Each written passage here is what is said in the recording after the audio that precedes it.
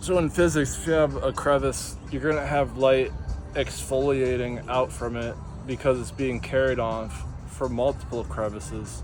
The closer the lines are, the ones carried out from the crevice, they're going to be closer together. You'll get a stronger reaction because they feed off of each other, in a word, surface tension. However, if they start spinning, now you have a new degree of freedom because it capitalizes off the angles.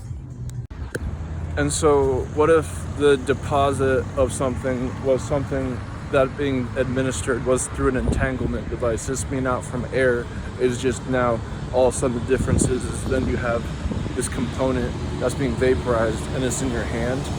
That sounds like a fairy tale, but it's actual. Was an occurrence in a car on the run. It was like a fill-up tank, like the jet engines do with gas in the air, except it was for air on the ground, and it's just as the same.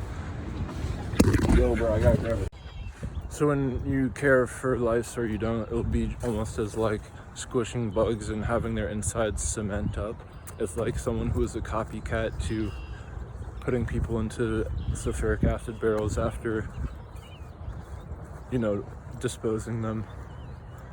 And so what that would look like if it were a whole bunch of like grains dissolved and turned into a vapor of fentanyl with bodies in it that were meant for viruses, and so they contaminated it like mummies would. And that's why like this one Democrat had a mummy party and he did like this mummy scenario with Adam Schiff, and they all were doing extreme psychedelic.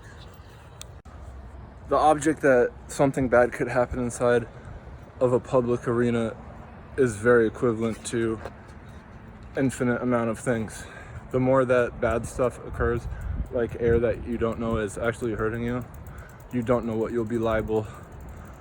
I dropped something that was the most important thing I had, and I just found it, and I made a call to the authorities who use force. So am I a rat? But before I stopped into this cop station, I actually found it, so now I'm just not gonna go because I'm opposed to force for no reason. But when I saw a guy running, I thought there was a guy running, and I asked the officer, because he's not supposed to be inside of the park, and then he was, is there a guy running around with a gun? And he said no, and the officer stayed there. If a truck was carrying tanks in the back that looked like propane but were actually diffusers, like for aromatherapy, except it was just vaporizing it. And this behind me was full of fentanyl grains, like 30 tons, all condensed really tacked tightly with bodies in the middle that were being crushed by that pressure per pound of that much. If there's 30 tons of fentanyl that was powder crushed and bodies in between it, that's like bodies getting digested by a really strong stomach if it was being burnt in acidic acid. That's what people did, putting other people in barrels, and now they're charged just because something bad happened out of your jurisdiction, such as going into a bar and getting taken. And so what's equivalent to an ice cream cone with ice cream melting in the middle is if it were coffee, because there's chocolate, it comes from cocoa beans, and that's from things that have been roasted, such as a bean. And then coffee, it just strains the bean other than condensing it into a chocolate form by compression. That is a solid versus a liquid. And the more you have an entanglement of a compressed area, the more likely that it's able to be foolproof if you get hit by it. That's why if it was air that had a vapor in it, such as a disease that was on top of fentanyl, how badly would that enter your system, given that it's just based off of DNA coding of a double helix being an angular with angular symmetries of the spinning of it every time your blood is going around your body and circulating. That's the DNA within it picking up angular momentum and reading messages such as electrochemical signals from your brain. But if something was so concentrated to enter your bloodstream, like a really concentrated vapor of fentanyl with zombies inside of it compressed that would take over your system instantaneously. But how quick is that?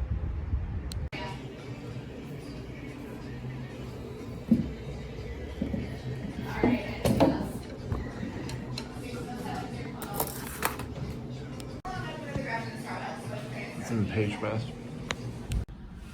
So what would you do if you heard a tornado siren, and then I've heard one 7 times, it's never been actually once where there's a tornado?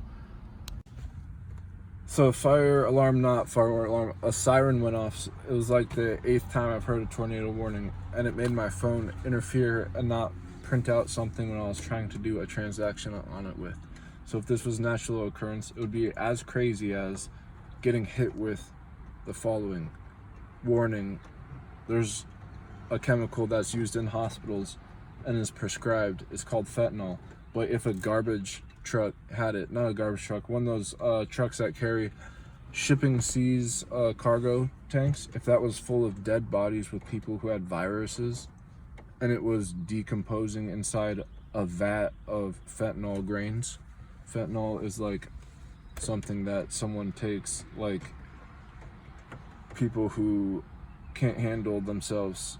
And so if that was decomposing, you know, like inside of the box and just having curing with all fentanyl around it and then getting vaporized on two tanks outside of the cargo capsule and streaming out vapor to everyone behind it, and you were breathing it, you would die automatically. But even if you didn't breathe it automatically, if it went up in a giant cloud, like at a flash point, because that's how one way it can get vaporized, it would be equal to like this giant light taking out one person if it was a spotlight and flashed, instead of a tornado if it was just a round circle, like at the play sets when they've got the table and you can spin the animals that are metal on top of it like a carousel, except there's no motor, you just push it around in a circle.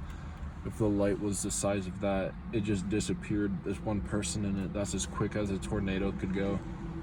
If a tornado has a tree and it hits you in the face, you're getting knocked out most likely because everything in it is going 50 miles per hour.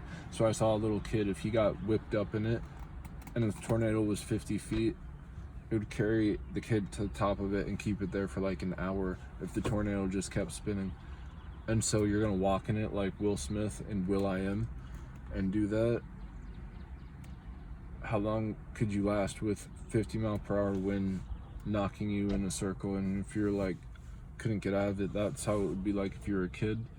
I say a kid couldn't survive more than like an entire 4 minutes inside of a tornado.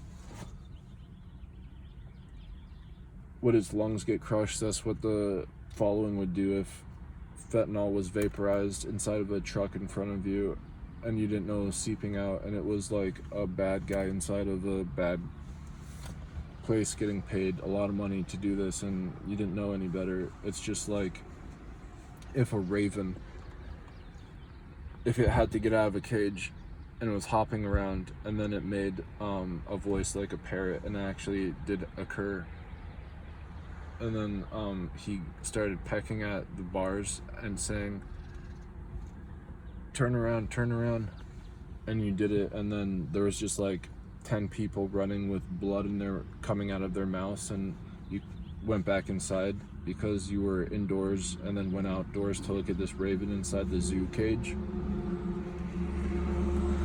And if then after that happened, you know, you just went inside, called the police, and then they said, yeah, there's 10 people who escaped from a mental hospital, please stay inside.